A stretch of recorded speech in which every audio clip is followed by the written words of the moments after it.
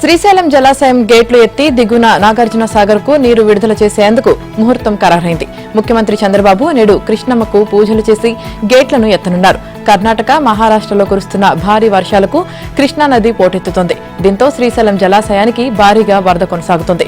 ప్రస్తుతం డ్యాం నిండు కుండలా దర్శనమిస్తోంది. నీటి నిల్వ 193 టీఎంసీలు ఉండగా నీటి మట్టం 880 అడుగులకు చేరింది.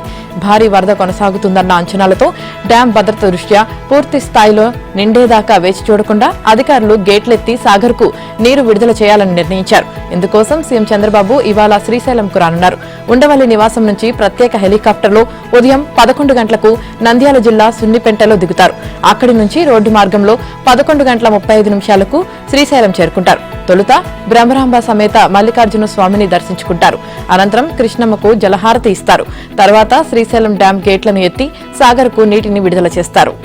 మరోవైపు ఇంజనీర్లు, డ్యాం అధికారులతో డ్యాం భద్రతా పరిస్థితులపై సీఎం చంద్రబాబు చర్చిస్తారు. నీటి వినియోగ సంఘాల ప్రతినిధులతోనూ భేటీ అయ్యే అవకాశం ఉంది. అనంతరం రోడ్డు మార్గాన సున్నిపెంటకు వెళ్లి హెలికాప్టర్లో అమరావతికి తిరిగి వెళ్తారు.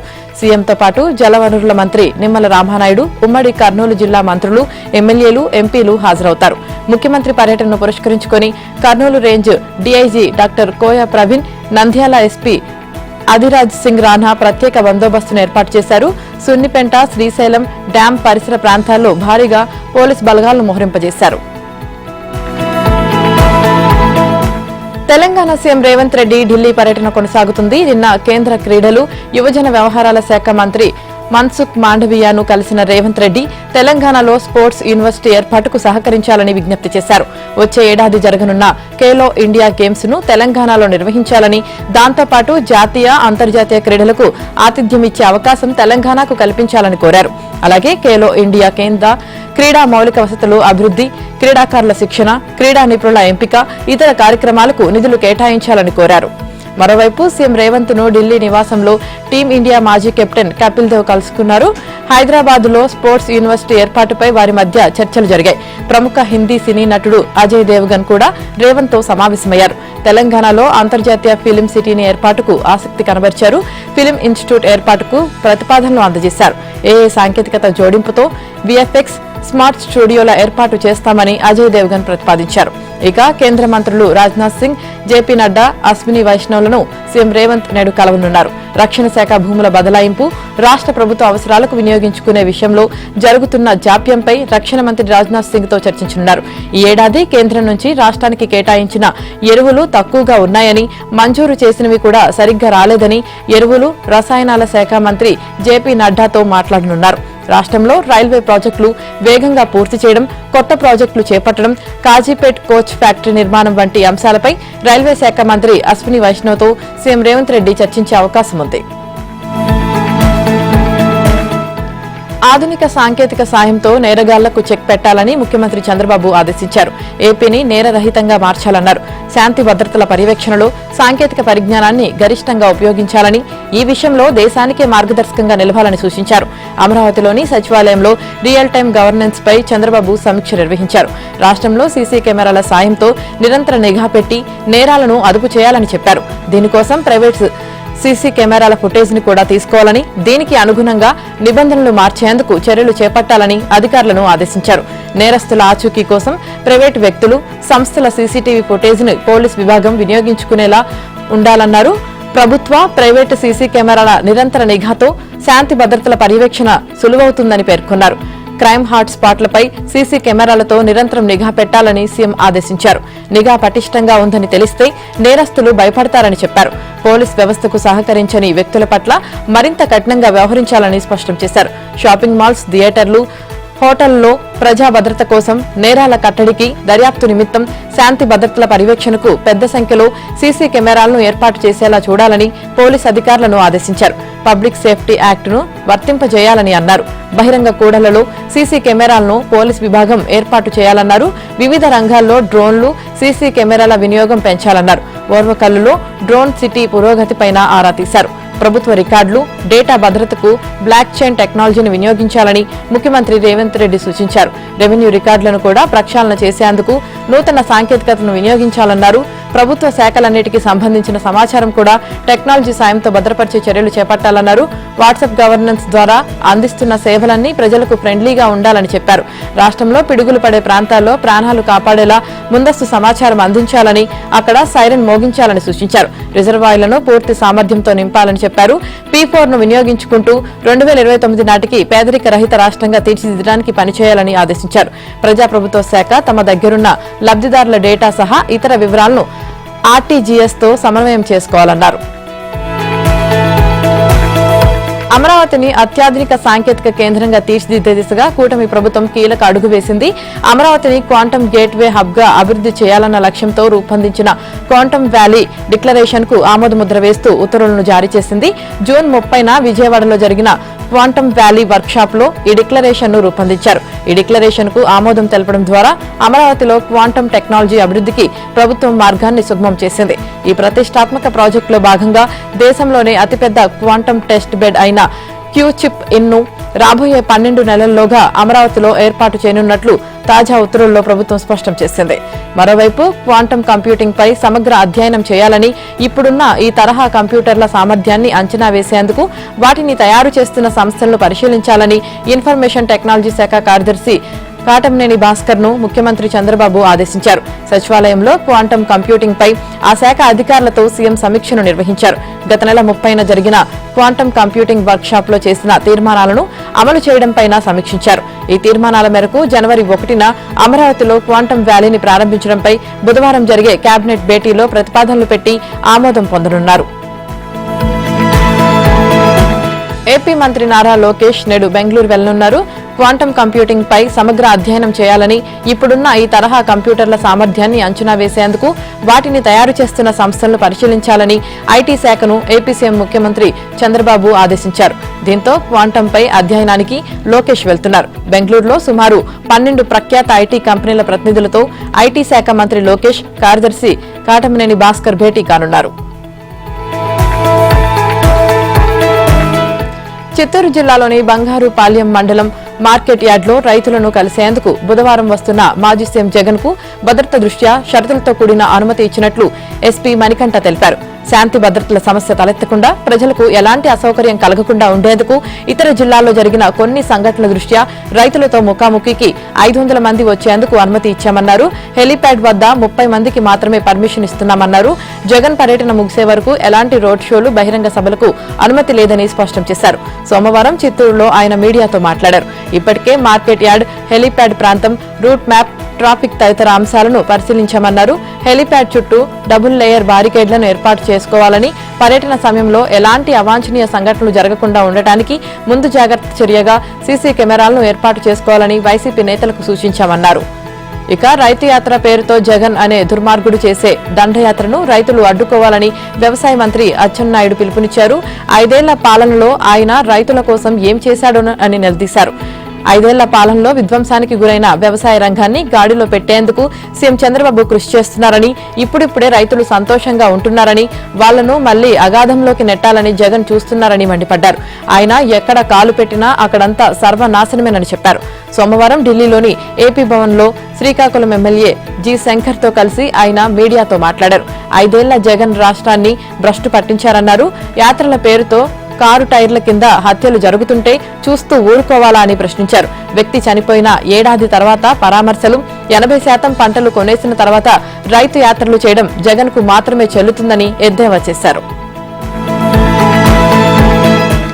విద్యార్థులు తమకు ఎదురైన సవాళ్లను ఎదుర్కొన్నప్పుడే జీవితంలో పైకి ఎదుగుతారని మంత్రి లోకేష్ అన్నారు.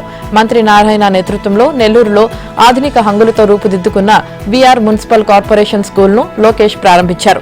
ఈ సందర్భంగా విద్యార్థులు, తల్లిదండ్రుల సమావేశంలో ఆయన మాట్లాడారు. సవాళ్లను స్వీకరిస్తేనే ఫలితం ఉంటుందని, అందుకు తన జీవితాన్నే ఉదాహరణగా వివరించారు. మంగళగిరి నియోజకవర్గంలో 1980లో ఎప్పుడో ఒకసారి తప్ప తెలుగుదేశం గెలిచింది లేదు. అలాంటి నియోజకవర్గాన్ని ఎంచుకొని పోటీ చేశాను. తొలి ఎన్నికల్లో ఓడిపోయాను. మొన్నటి ఎన్నికల్లో ఎవరూ సాధించలేనంత భారీ మెజార్టీతో గెలిచాను అన్నారు. 5 ఏళ్ల పాటు రేయింబవళ్లు ఆ నియోజకవర్గ ప్రజల కోసం పనిచేయడమే ఇందుకు కారణమని చెప్పారు. విద్యాశాఖ మంత్రి పదవి కూడా ఒక సవాల్గానే స్వీకరించాను అన్నారు. అందరూ వద్దన్నారు. ఉపాధ్యాయ సంఘాలను సంతృప్తిపరచడం కష్టమన్నారు. విద్యాశాఖను మార్చగలిగితే ఏ శాఖనైనా మార్చగలననే నమ్మకంతో పట్టుదలతో ముందుకు వెళ్తున్నా అని లోకేష్ చెప్పారు. ఇక సమాజంలో ఉన్న నిరుపేదలను సంపన్నుల సహకారంతో కాస్త పైకి తేవడానికి ప్రవేశపెట్టిన P4 పథకం ఎలాంటి మార్పులు తెస్తుందో వీఆర్ స్కూల్ చూసిన తర్వాత అర్థమైంది అని లోకేష్ తెలిపారు. తాను చదువుకున్న స్కూల్ కన్నా బాగుంది అన్నారు. మంగళగిరిలో ఇలాంటి స్కూల్ లేదనే ఈర్ష్య కూడా కలుగుతుంది అన్నారు. 6 నెలల క్రితం శిథిల వ్యవస్థలో ఉన్న ఈ పాఠశాలను అంతర్జాతీయ ప్రమాణాలతో అధునాతన విద్యాలయంగా మార్చిన మంత్రి నారాయణను ఆయన కుమార్తె శరణిని మనస్ఫూర్తిగా అభినందిస్తున్నానని చెప్పారు. దక్షిణ భారతదేశంలోనే ఇలాంటి ప్రమాణాలు గల ప్రభుత్వ పాఠశాల మరొకటి లేదన్నారు. ఇక P4 కింద ప్రభుత్వ స్కూళ్లను దత్తత తీసుకుని అభివృద్ధి చేయడానికి ముందుకు వచ్చిన నాగార్జున కన్స్ట్రక్షన్ సంస్థ ప్రతినిధులు, నారాయణ గ్రూప్ ఆఫ్ కంపెనీస్ ప్రతినిధి శరణి, నెల్లూరు ఎంపీ వేమిరెడ్డి ప్రభాకర్ రెడ్డిని లోకేష్ సత్కరించారు. మరింత మంది దాతలు ప్రభుత్వ పాఠశాలల అభివృద్ధికి ముందుకు రావాలని పిలుపునిచ్చారు.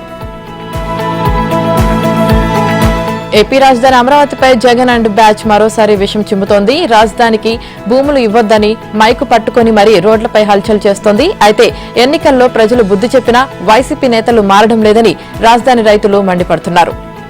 3 ఏళ్లలో రాజధానిని పూర్తి చేస్తామని కూటమి ప్రభుత్వం ప్రకటించింది. ఎయిర్పోర్ట్తో పాటు smart industrial city, sports city నిర్మించాలని ప్రభుత్వం నిర్ణయానికి వచ్చింది. ఈ 3 ఉంటే రాజధానికి ఎకనామిక్ గ్రోత్ ఇంజన్లుగా ఉంటాయని పలు సంస్థలు సూచించాయి. దీంతో మలి విడత భూ సమీకరణకు ప్రభుత్వం సిద్దమైంది. దీంతో వైసీపీ నేతలు అప్రమత్తమయ్యారు. ఏకంగా మైకు పట్టుకుని దుష్ప్రచారాన్ని ప్రారంభించారు. ఇప్పటికే భూములు ఇచ్చిన తుళ్లూరు రైతులకు రిటర్నబుల్ ఫ్లాట్లు ఎక్కడో చూపించలేదని, అందువల్ల భూములు ఇవ్వొద్దని దుష్ప్రచారానికి దిగారు. మరికొందరు వైసీపీకి చెందిన నేతలు వాట్సాప్ గ్రూపులలో భూ సమీకరణకు భూములు ఇవ్వకపోతే ప్రభుత్వం ఏమీ చేయలేదని, భూసేకరణ చేసేందుకు ప్రభుత్వం వద్ద డబ్బులు లేవని కూడా ప్రచారం చేస్తుంది. భూ సమీకరణ కింద భూములు ఇవ్వొద్దంటూ ప్రచారం చేసిన వ్యక్తి ఎవరనే అంశంపై ప్రభుత్వం ఆరా తీసింది. ఇతను వైసీపీ సానుభూతి పరుడని ప్రభుత్వానికి సమాచారం అందింది. వచ్చే అసెంబ్లీ ఎన్నికల నాటికి మహిళా రిజర్వేషన్ అమలు కాబోతుందని ముఖ్యమంత్రి రేవంత్ రెడ్డి తెలిపారు.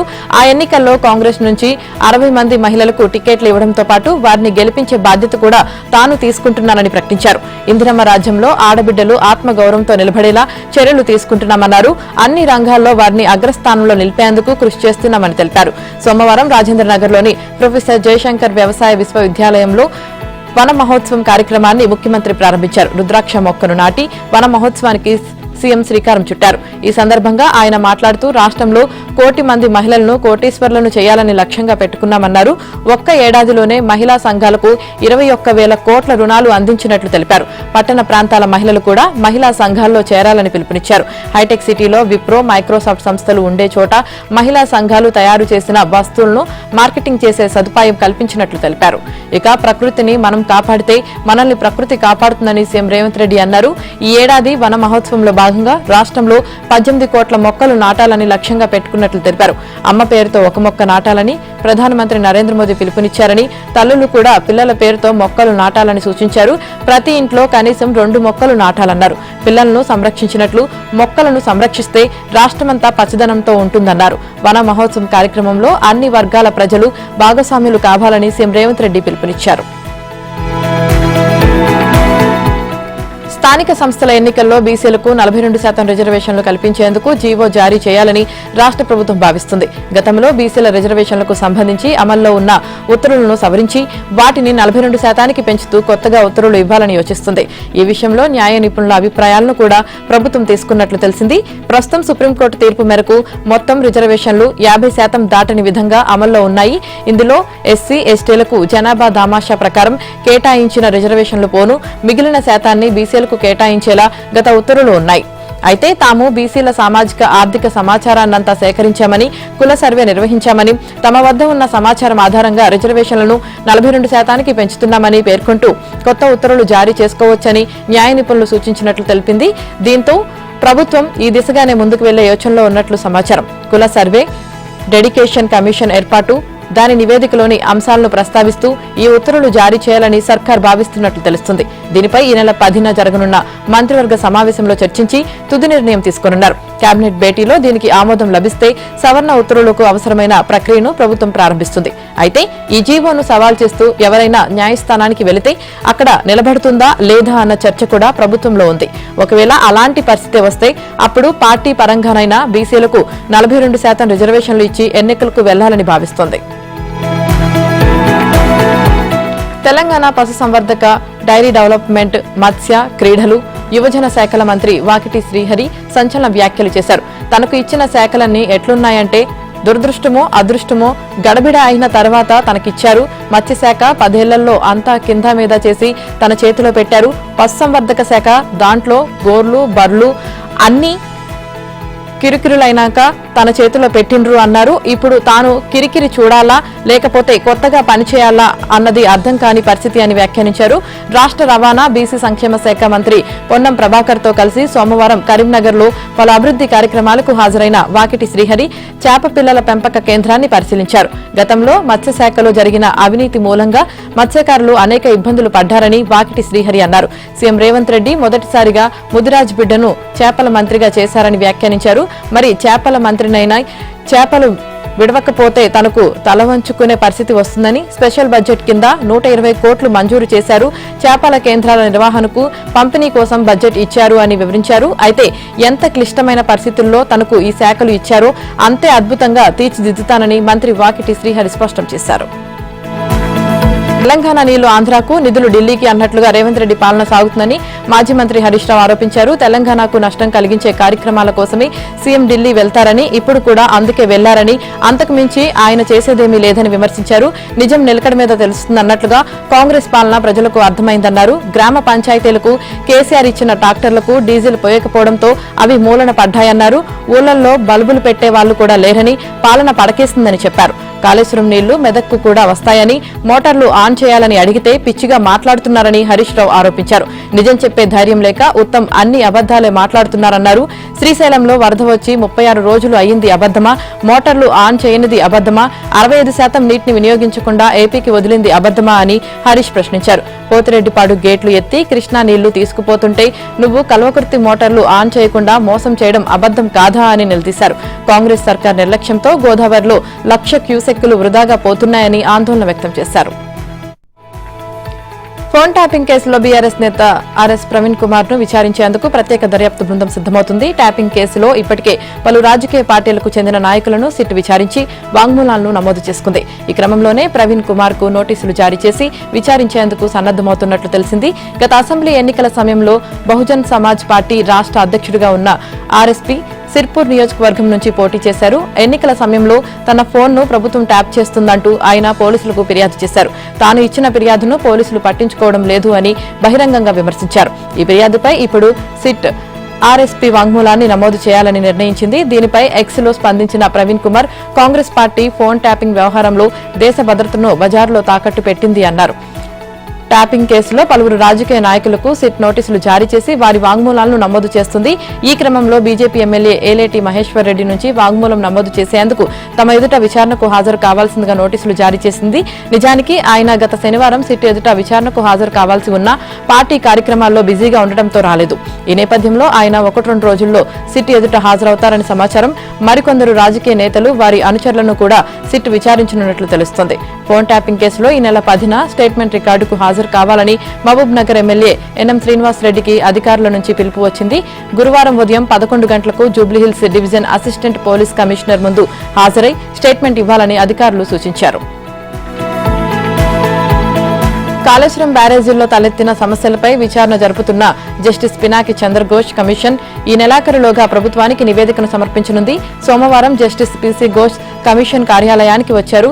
ప్రభుత్వం అందించిన పత్రాలను ఆయన అధ్యయనం చేసినట్లు సమాచారం. మరోవైపు తమకు సాంకేతిక సహాయం అందించడం కోసం ఏర్పాటు చేసిన ఉన్నత స్థాయి కమిటీ సిఫారసులతో మేడిగడ్డ, అన్నారం, సుందిళ్ల బ్యారేజీల్లో గ్రౌంటింగ్ చేయడంపై కమిషన్ ఆగ్రహంతో ఉంది. కమిషన్ కు సహాయంగా వేసిన కమిటీతో సిఫార్సులు తెప్పించుకొని గ్రౌంటింగ్ చేయడం ఏమిటని ప్రశ్నిస్తూ ఈఎన్సీ అనిల్ కుమార్ కు నోటీసులు పంపించింది. ఆయన ఈ నెల 9న లేదా 10వ తేదీన కమిషన్ ముందు హాజరై వివరణ ఇచ్చే అవకాశం ఉంది. ఈ నెల 11వ తేదీన కోల్కతాకు తిరిగి వెళ్లనున్న జస్టిస్ పిసి ఘోష్ ఈ నెల చివరి వారంలో హైదరాబాద్ కు వచ్చి ప్రభుత్వానికి నివేదికను అందించనున్నట్లు సమాచారం. కమిషన్ కు ప్రభుత్వం ఇచ్చిన గడువు కూడా ఈ నెలాఖరుతో ముగియనుంది. అమెరికాలో జరిగిన ఘోర రోడ్డు ప్రమాదంలో హైదరాబాద్కు చెందిన ఓ నిండు కుటుంబం సజీవ దహనమైంది. నగరంలోని కోంపల్లి ప్రాంతానికి చెందిన శ్రీ వెంకట్, తేజస్విని దంపతులు, వారి ఇద్దరు పిల్లలు సిద్ధార్థ్, మిద్ర దుర్మరణం పాలయ్యారు. శ్రీ వెంకట్, తేజస్విని ఇద్దరు సాఫ్ట్వేర్ ఇంజనీర్లే. వీరు 3 ఏళ్ల క్రితం అమెరికాకు వెళ్లి డల్లాస్ లో ఇల్లు కొనుక్కొని అక్కడే స్థిరపడ్డారు. ఇటీవలే శ్రీ వెంకట్ అట్లాంటాలోని తన అక్క ఇంటికి భార్య పిల్లలతో సహా వెళ్లారు. వారం రోజుల పాటు అక్కడే ఆనందంగా గడిపి తిరిగి వస్తుండగా ఆదివారం అర్ధరాత్రి గ్రీన్ కౌంటీ ఏరియాలో రాంగ్ రూట్ లో వచ్చిన మినీ ట్రక్ వారి కారును ఢీకొట్టింది. ట్రక్ వేగంగా ఢీకొనడంతో మంటలు చెలరేగాయి. వెంకట్ కుటుంబం ప్రయాణిస్తున్న కారు మంటల్లో చిక్కుకుని పూర్తిగా కాలిపోయింది. ఈ ప్రమాదంలో ఆ నలుగురి శరీరాలు పూర్తిగా కాలిపోవడంతో అధికారులు వారి ఎముకలను సేకరించి DNA ఫింగర్ ప్రింటింగ్ ద్వారా గుర్తించే ప్రయత్నంలో ఉన్నారు. ట్రక్ డ్రైవర్ తప్పిదమే ఈ ప్రమాదానికి కారణమని స్థానిక పోలీసులు ప్రాథమిక దర్యాప్తులో తేలింది. ఇక వెంకట్ కుటుంబం మృతితో హైదరాబాద్లోని వారి కుటుంబ సభ్యులు, బంధువులు శోకసంద్రంలో మునిగిపోయారు. ఈ ప్రమాదంలో మృతి చెందిన శ్రీ వెంకట్ తల్లిదండ్రులు పశుపతినాథ్, గిరిజ నగరంలోని తిరుమలగిరిలో టీచర్స్ కాలనీలో నివాసముంటున్నారు. ఏడాది క్రితం వారు డల్లాస్లోని తమ కుమారుడి వద్దకు వెళ్లారు. అప్పటి నుంచి అక్కడే ఉన్నారు. మరోవైపు తేజస్విని తల్లిదండ్రులు రవి, అనిత కోంపల్లిలోని NCL నార్త్ కాలనీలో నివాసముంటున్నారు. ప్రమాదం గురించి తెలియగానే సోమవారం రాత్రి వారు అమెరికాకు బయలుదేరి వెళ్లినట్లు కాలనీ వాసులు తెలిపారు. తేజస్విని అన్నయ్య కూడా అమెరికాలోనే స్థిరపడినట్లు సమాచారం. కర్ణాటకలో సీఎం మార్పు అంశంపై పొలిటికల్ రగడ కొనసాగుతుంది. 5 ఏళ్ల పాటు తానే సీఎంగా ఉంటానని సిద్దారామయ్య చెబుతున్నా తన చేతుల్లో ఏమీ లేదని డీకే శివకుమార్ ప్రకటనలతో రాజకీయాల్లో సందిగ్ధత కొనసాగుతూనే ఉంది. ఈ క్రమంలోనే తాజాగా డిప్యూటీ సీఎం శివకుమార్ దీనిపై మరోసారి స్పందిస్తూ ఆసక్తికర వ్యాఖ్యలు చేశారు. తాను సీఎం కావాలని ప్రజలు కోరుకోవడంలో తప్పులేదన్నారు. రంపపురి పీఠాధిపతితో కలిసి కార్యక్రమంలో పాల్గొన్న ఆయన కార్యకర్తలు, ప్రజలు, మఠాధిపతులకు తమ సొంత అభిష్టాలు ఉంటాయన్నారు. వారి ఆశలు, ఆకాంక్షలను తప్పుపట్టడం లేదంటూ కీలక వ్యాఖ్యలు చేశారు. ఇక 2.5 ఏళ్ల అనంతరం ముఖ్యమంత్రి పీఠం మార్పు ఉంటుందని కాంగ్రెస్ అధికారంలో వచ్చినప్పటి నుంచి ప్రచారం జరుగుతుంది. అధికార మార్పిడికి సంబంధించి అంతర్గతంగా ఒప్పందాలు కుదుర్చుకోలేదని ప్రధాన నేతలు మేకపోతు గాంభీర్యాన్ని ప్రకటిస్తున్నారు. సిద్దారామయ్యను గద్దె నుంచి కిందకు దించితే పార్టీ 2గా చీలిపోతుందన్న భయం అధిష్టానం మదిలో ఉంది. ఏఐసీసీ వెనుకబడిన వర్గాల జాతీయ సలహా మండలికి అధ్యక్షుడిగా బాధ్యతలు అప్పగించి తనను జాతీయ రాజకీయాల్లోకి పంపిస్తున్నారని జరుగుతున్న ప్రచారాన్ని సీఎం సిద్దారామయ్య ఇప్పటికే ఖండించారు. తనకు కర్ణాటక రాజకీయాలు మినహా ఇతర పదవులు, జాతీయ రాజకీయాల్లోకి వెళ్లాలన్న ఆలోచన లేదని ఆయన స్పష్టం చేశారు. ఈ నేపథ్యంలో డీకే శివకుమార్, సిద్దారామయ్య మధ్య సయోధ్య కుదిర్చే బదులుగా కాంగ్రెస్ అధ్యక్షుడు మల్లికార్జున ఖర్గే ముఖ్యమంత్రిగా బాధ్యతలు చేపట్టాలంటూ మరికొందరు కాంగ్రెస్ నేతలు డిమాండ్ చేస్తున్నారు. పంజాబ్లో పలు ఉగ్రదాడులకు సంబంధించి ఆరోపణలు ఎదుర్కొంటున్న గ్యాంగ్స్టర్ ఉగ్రవాది Harpreet Singh alias Happy Passia alias జోరాను భారత్ కు తీసుకురానున్నారు. అమెరికా నుంచి పాసియా అప్పగింతకు రంగం సిద్దమైంది. ప్రస్తుతం అమెరికా కస్టడీలో ఉన్న అతడిని త్వరలో అత్యంత కట్టుదిట్టమైన భద్రతా మధ్య ఢిల్లీకి తీసుకురానున్నట్లు సమాచారం. ఇక పంజాబ్ లో పోలీస్ స్టేషన్లు, ప్రజా వ్యవస్థలు లక్ష్యంగా జరిపిన ఉగ్రదాడుల్లో హ్యాపీ పాసియా ప్రమేయం ఉందని ఆరోపణలు ఉన్నాయి. NIA అతడిని వాంటెడ్ టెర్రరిస్ట్ గా ప్రకటించింది. అతడిపై 5 లక్షల రివార్డు ప్రకటించింది. దీంతో పాసియాను అరెస్టు చేసి భారత్ కు రప్పించేందుకు భారత దర్యాప్తు సంస్థలు, అమెరికా భద్రతా సంస్థలతో కలిసి పనిచేస్తున్నాయి. ముంబై పేలుళ్ల కేసులో కీలకంగా ఉన్న ఉగ్రవాది తహవూర్ రానా NIA కస్టడీలో కీలక విషయాలు చెప్పినట్లు సమాచారం. ముంబై ఉగ్రదాడుల్లో తన ప్రమేయం ఉన్నట్లు అంగీకరించాడని అధికారిక వర్గాలు పేర్కొన్నాయి. ఆ సమయంలో తాను ముంబైలోనే ఉన్నానని, అంతేకాకుండా అప్పట్లో తాను పాకిస్తాన్ ఆర్మీకి నమ్మకమైన ఏజెంట్గా వ్యవహరించారని ఆయన చెప్పినట్లు తెలుస్తోంది. ఇక గల్ఫ్ యుద్ధం సమయంలోనూ పాకిస్తాన్ సైన్యం తనను సౌదీ అరేబియాకు పంపిందని తహవూర్ రానా అధికారులకు తెలిపాడు. తాను, తన స్నేహితుడు హెడ్లీ పాకిస్తాన్లోని ఉగ్రవాద సంస్థ లష్కరే తోయిబాతో అనేక శిక్షణా సెషన్లో పాల్గొన్నట్లు పేర్కొన్నారు. ఈ ఉగ్ర సంస్థ పాక్ గూఢాచార నెట్వర్క్ గాను పనిచేస్తుందన్నారు. ఉగ్రవాదుల ప్రణాళికలో భాగంగా తన సంస్థకు చెందిన ఇమిగ్రేషన్ సెంటర్ను ముంబైలో ప్రారంభించడానికి తాను ముంబైకి వచ్చానని, అందులో భాగంగా పలు ఆర్థిక లావాదేవీలు సైతం చేశానని NIA విచారణలో తహవూర్ రానా తెలిపాడు. ఆ సమయంలో ముంబైలోని ప్రఖ్యాత రైల్వే స్టేషన్, ఛత్రపతి శివాజీ మహారాజ్ టెర్మినల్తో సహా పలు ప్రదేశాలను సందర్శించినట్లు కస్టడీలో చెప్పినట్లు తెలుస్తోంది. ముంబై దాడుల్లో పాకిస్తాన్ ఇంటర్ సర్వీసెస్ ఇంటెలిజెన్స్ సహకారం కూడా ఉందని, దీంతో వీలైనంత త్వరగా ఆయనను అదుపులోకి తీసుకోవడానికి ముంబై పోలీసులు చర్యలు తీసుకుంటున్నారు. ఉత్తరాదిలో కురుస్తున్న భారీ వర్షాలు జనజీవనాన్ని అస్తవ్యస్తం చేస్తున్నాయి. పలు రాష్ట్రాల్లో కొండ చర్యలు విరిగిపడి రహదారులు మూతపడ్డాయి. లోతట్టు ప్రాంతాలు జలమయమవగా ఇళ్లు కూలిపోయాయి. దేవభూమి ఉత్తరాఖండ్లో వరద ఉధృతి కొనసాగుతుంది. ఎడతెరిపి లేని వర్షాల కారణంగా కొండ చర్యలు విరిగిపడుతున్నాయి. ఇప్పటికే భారీ నష్టం వాటిల్లింది. రుద్రప్రయాగలో అలకనంద నది 20 మీటర్లకు పైగా ఉధృతంగా ప్రవహిస్తుంది. దీంతో ఘాట్లు, ఫుట్పాత్లు నామరూపాలు లేకుండా పోతున్నాయి. దీంతో జనజీవనం స్తంభించింది. భారీ వర్షాల కారణంగా ప్రధాన రహదారులు మూతపడ్డాయి. నదులు, వాగులు, వంకలు పొంగి ప్రవహిస్తున్నాయి. రోడ్ల మీద వరద నీరు నదులను తలపిస్తోంది. కొండ చర్యలు విరిగిపట్టడంతో పలు ప్రధాన రహదారులు మూతపడ్డాయి. రాకపోకలకు తీవ్ర అంతరాయం ఏర్పడింది. మందాకిని నది వంటి ఉపనదులు కూడా ప్రమాదకరంగా ప్రవహిస్తున్నాయి. ఇప్పటికే అధికారులు హెచ్చరికలు జారీ చేస్తూ ప్రజలు నదీ తీరాలకు దూరంగా ఉండాలని కోరారు. ఉత్తరాఖండ్లోని పలు ప్రాంతాలకు వాతావరణ శాఖ రెడ్ అలర్ట్ జారీ చేసింది. మరోవైపు హర్యానాను భారీ వర్షాలు ముంచెత్తాయి. ఏకదాటిగా కురిసిన వర్షాలకు హర్యానాలో పలు ప్రాంతాలు జలదిగ్బంధంలో చిక్కుకున్నాయి. ఎటు చూసినా వరద నీరే కనిపిస్తుంది. లోతట్టు ప్రాంతాలు జలమయమయ్యాయి. ఇళ్లల్లోకి వరద నీరు వచ్చి చేరింది. సామాన్లన్నీ వరద నీటిలో తడిసి ముద్దయ్యాయి. వాహనాలు వరద నీటిలో మునిగిపోయాయి. మోకాల లోతు వరద నీటిలో ప్రజలు తీవ్ర ఇబ్బందులు పడుతున్నారు. రాకపోకలకు అంతరాయం ఏర్పడింది. బ్రిక్స్ కు సరికొత్త నిర్వచనం ఇస్తామని ప్రధానమంత్రి నరేంద్ర మోదీ అన్నారు. Building resilience and innovation for cooperations and సస్టైనబిలిటీగా పునర్నిర్వచిస్తున్నామని తెలిపారు. వచ్చే ఏడాది బ్రిక్స్ దేశాలకు భారత్ అధ్యక్షత వహించనున్న తరుణంలో ఆయన ఈ వ్యాఖ్యలు చేశారు. తాము అధ్యక్షత వహించిన G20లో అభివృద్ధి చెందుతున్న దేశాలకు అవసరమైన అన్ని అంశాలపైన చర్చించినట్లే బ్రిక్స్ సమిట్లో చర్చిస్తామని హామీ ఇచ్చారు. ఈ క్రమంలోనే బ్రిక్స్ సదస్సును విజయవంతంగా నిర్వహించినందుకు బ్రెజిల్ అధ్యక్షుడికి ధన్యవాదాలు తెలిపారు. అంతకుముందు ఉగ్రవాదం అంశంపైన బ్రిక్స్ సదస్సులో ప్రధాని మోదీ మాట్లాడారు. ఉగ్రవాదానికి మద్దతు ఇస్తూ దానిని పెంచి పోషిస్తున్న పాకిస్తాన్పై తీవ్ర ఆగ్రహం వ్యక్తం చేశారు. జమ్మూ కాశ్మీర్లోని పహల్గాంలో ఇటీవల జరిగిన ఉగ్రదాడిని ఖండించడంలో భారతదేశానికి మద్దతుగా నిలిచిన దేశాలకు కృతజ్ఞతలు చెప్పారు. పాక్ ఉగ్రవాదానికి మద్దతుదారుని భారత్ ఉగ్రవాద బాధిత దేశమన్నారు. ఈ రెండింటికి ఒకే త్రాసులో తూకం వేయలేమని ప్రధాని మోదీ అభిప్రాయపడ్డారు. ఉగ్రవాదంపైన కఠిన చర్యలు తీసుకోవాలంటూ ప్రపంచ దేశాలకు పిలుపునిచ్చారు. ఐక్యరాజ్య సమితి ప్రకటించిన ఉగ్రవాద సంస్థలపై సమిష్ట చర్యలు తీసుకోవాలని అన్ని దేశాలకు పిలుపునిస్తున్నామన్నారు. రియో డిజనరీలో డిక్లరేషన్ వెల్లడించింది. బ్రెజిల్లో జరిగిన బ్రిక్స్ శిఖరాగ్ర సమావేశంలో అంతర్జాతీయ సంస్థల్లో సంస్కరణ, శాంతి, భద్రత, అభివృద్ధి సమస్యలు, కృత్రిమ మేధస్సు వంటి వాటిపై నేతలు చర్చించారు. టారిఫ్ల విషయంలో కఠిన వైఖరి అవలంబిస్తున్న ట్రంప్ మరో కీలక ప్రకటన చేశారు. బ్రిక్స్ అనుకూల దేశాలపై అదనపు టారిఫ్లు విధిస్తామని హెచ్చరించారు. దీనికి సంబంధించి ట్రూత్ వేదికగా పోస్ట్ చేశారు. అమెరికా వ్యతిరేక విధానాలు కలిగి ఉన్న బ్రిక్స్ తో సంబంధాలు పెట్టుకునే ఏ దేశానికైనా అదనంగా 10% టారిఫ్లు విధిస్తామని, ఇందులో ఎలాంటి మినహాయింపులు ఉండవని ట్రంప్ స్పష్టం చేశారు. బ్రెజిల్ వేదికగా బ్రిక్స్ శిఖరాగ్ర సదస్సు జరుగుతున్న వేళ ట్రంప్ ప్రకటన చర్చనీయాంశంగా మారింది. రియో డి జనరీలో బ్రిక్స్ సదస్సు ప్రారంభమైంది. ఇందులో భారత్ ప్రధాని మోదీ సహా పలువురు దేశాధినేతలు, ప్రతినిధులు పాల్గొన్నారు. ఈ సందర్భంగా వారు అమెరికా విధానాలను ఉద్దేశిస్తూ సుంకాల అంశాన్ని వారు ప్రస్తావించినట్లు వార్తలు వచ్చాయి. ఈ నేపథ్యంలోనే ట్రంప్ స్పందించినట్లు తెలుస్తోంది. మరోవైపు ప్రపంచ దేశాలతో ట్రేడ్స్ డీల్స్ అంశంపైన ట్రంప్ పోస్ట్ చేశారు. వాణిజ్య చర్చలకు సంబంధించి ఇవాల్టి నుంచి పలు దేశాలకు లేఖలు పంపించనున్నట్లు తెలిపారు. కొత్త టారిఫ్లు అమలు తేదీని అందులో స్పష్టంగా పేర్కొన్నట్లు వెల్లడించారు. మరోవైపు ఈ నూతన టారిఫ్ల తాత్కాలిక నిలిపివేతను అగ్రరాజ్యం మరికొన్ని రోజులు పొడిగించింది. తొలుత జూలై 9 డెడ్ లైన్ ఉండగా ఇప్పుడు ఆగస్టు 1 నుంచి నూతన టారిఫ్లను అమలు చేయనుంది. గతంలో ఇవి జూలై 9 నుంచి అమల్లోకి వస్తాయని ప్రకటించినప్పటికీ ఇప్పుడు గడువు పెంచారు. అమెరికా వాణిజ్య మంత్రి లుట్నిక్ ఈ వార్తలను ధృవీకరించారు. దీంతో అగ్రరాజ్యంతో వాణిజ్య చర్చలకు దేశాలకు మరింత సమయం లభించినట్లయింది. అమెరికాలోని టెక్సాస్ లో వరదలు అందరి జీవితాలను అతలాకుతలం చేశాయి. ఆకస్మిక వరదలు విధ్వంసం సృష్టించడంతో 82 మంది మరణించారు. మరెంతో మంది గల్లంతయ్యారు. అమెరికా అధ్యక్షుడు డొనాల్డ్ ట్రంప్ దీన్ని 100 ఏళ్లలోనే అతిపెద్ద విపత్తు అని అన్నారు.